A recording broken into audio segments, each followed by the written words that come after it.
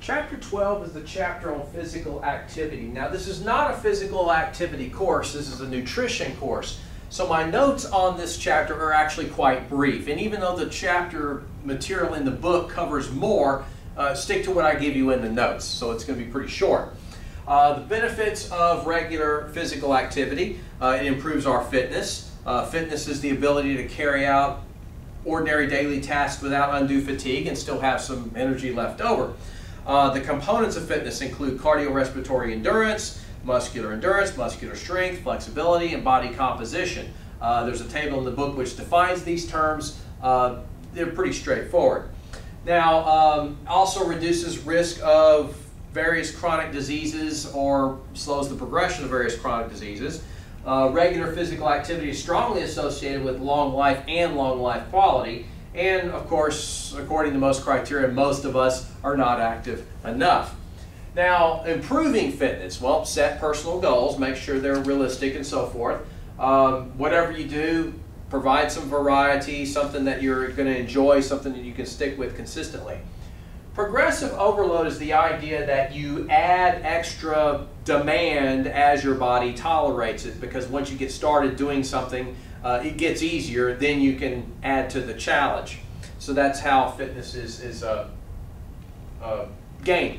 Now, the FIT principle. F stands for frequency, I for intensity, and T is for time of duration. This has to do with increasing endurance, cardiorespiratory endurance. The frequency, opinions vary, but some 3 to 5 times a week. Intensity is a measure of heart rate. The more intense an activity, the higher the heart rate. So your book and your notes discuss target heart rate. And of course, time of duration, again, opinions vary, but 20 to 40 minutes or so of continuous activity. So 20 or 40 minutes of continuous activity that is intense enough to get you to a target heart rate, and do this several times a week. Now, strength training is important for muscular strength and muscular endurance and improving body composition. There's a section on warming up and cooling down, which is often helpful. The myth of spot reducing. The idea of spot reducing is if you want to burn fat off your left arm, you can just work out your left arm and you will burn fat off your left arm. Well, it doesn't work that way.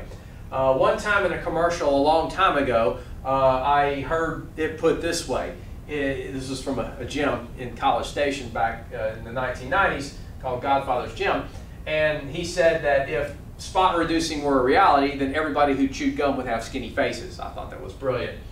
Now, the last section talks about aerobic versus anaerobic exercise. Aerobic exercise has to do with long duration, moderate intensity. So something that like walking or jogging or various types of sports. Whereas short, intense activities engage more anaerobic fibers, power and speed type things.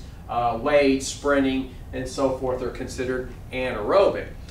So again, that's the notes, as brief as they are, for this chapter.